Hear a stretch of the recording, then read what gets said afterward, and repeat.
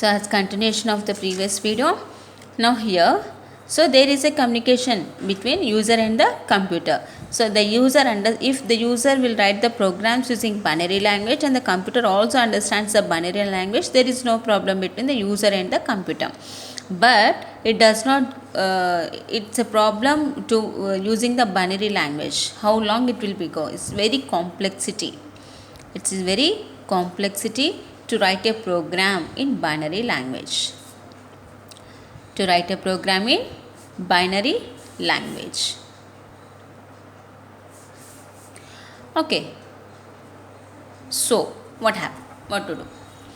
So what to do? We have to learn something which is understandable to the users, not to the computer. Okay, we have to learn something which is understandable to the users, which is understandable to us, not to the computer. Okay, then only we can easily to write. మనకు వచ్చిన లాంగ్వేజ్లోనే మనం మాట్లాడితే comfort ఉంటుంది, కన్వీనియంట్గా ఉంటుంది, ఈజీగా delivery చేస్తాం. Okay, in the same manner which is comfort to us, which is understandable to us, we have to learn the language. Okay, we have to move forward to the next language. Okay, so the next language is the assembly language. So users started writing programs using assembly language. So first, there is no communication problem if user and the computer uses the binary language. But here, okay, so it is very complexity to write the program using binary language. Why? Zeros, ones, zeros, ones, zeros, ones, zeros, ones. We have to write only zeros, ones, zeros, ones, zeros, ones in this way. Okay, it is very difficult, complicated to understand what is zeros, ones, zeros, ones, zeros, ones. Everything we have to write in the zeros, ones, zeros, ones only. Even we have to write 15 in zeros, ones. We have to write the in zeros, ones. We have to write anything in zeros, ones, one, zeros, zeros, ones. Okay, it is very difficult, complicated, and understandable to the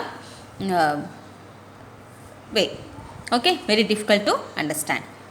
So that's why, so the users introduced assembly language.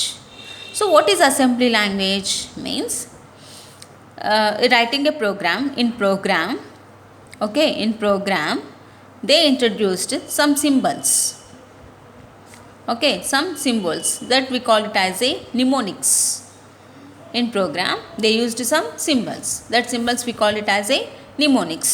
Okay, by using that mnemonics, easily the user can understand easily what is the task we are performing, what calculation we are performing. Okay, the user can understand easily. Symbols, for example, add, sub, mul, move, okay, jump, like that. So these are the some symbols we used in writing a program. Okay, so that's why this symbols we call it as a mnemonics. So this language we call it as a assembly language. But there is a problem with this. What is the problem? So you understand, we the users understands this assembly language. Is the computer understands assembly language? No. The computer does not understand this assembly language. Computer understands only binary language, zeros and ones. The computer does not understand this assembly language. Then what to do? Okay, so already we have discussed, if there is a communication problem between two users, what we require a third person. So who is the third person here? Here this third person translates to solve the communication problem between the A and B. The C is a person which must knows the A's speaking language and B's speaking language. He solve the A language and the B language. So we call it as a translator. Here the third person we are calling it as a translator. So in the same manner,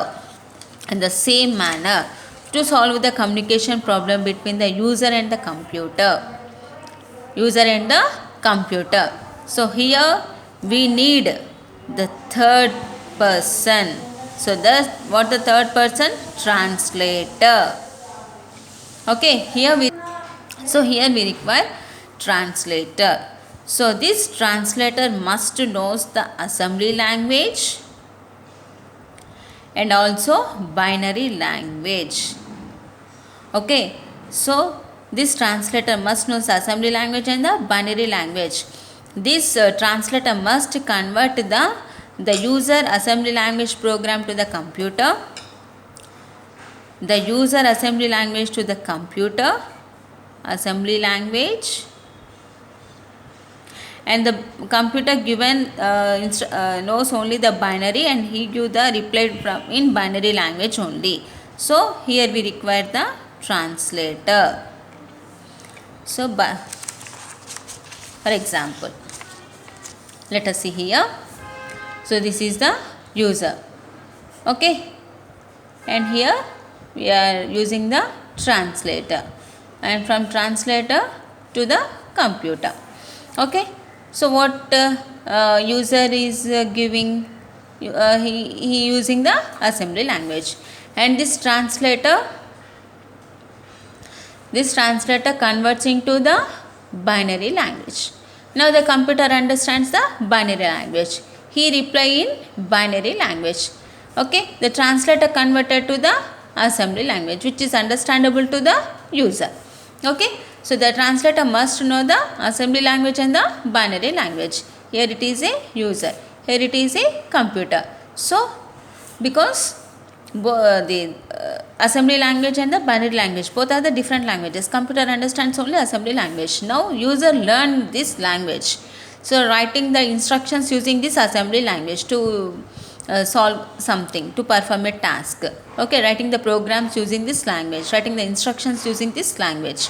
So these instructions are converted into the binary language and it is understandable to the computer, okay. Now it replies in binary language and the translator converts into the user understandable language. So this is the way they are communicating with each other. The users and the computers are communicating with each other using the translators, okay. So here assembly language, we call it as a assembly languages. So here the translator is assembler.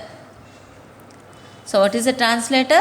Assembler. Assembler is a translator. So this assembler converts this assembly language to the binary language and binary language to the assembly language. Here we use the translator, assembler. Assembler is a translator. It is also a one of the software, or it is also a program.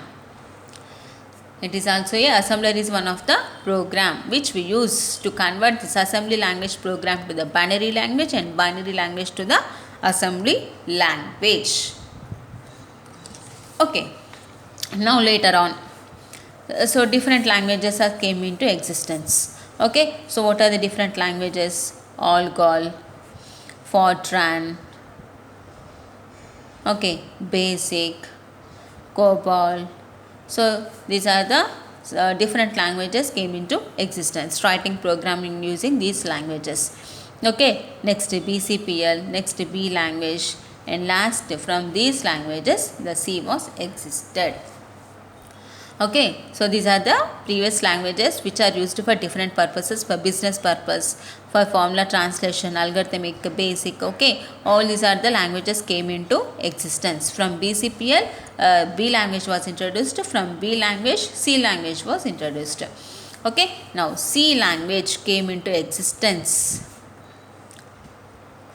in 1982 by Dennis Ritchie. In 1982, Dennis Ritchie was introduced to the C language. Dennis Ritchie introduced the C language in 1982. So he is the founder of C, Dennis Ritchie. Okay, he introduced the C language. Now, so before starting the C language, we will continue in the next video. Please like, share, comment and subscribe to my channel. Thank you.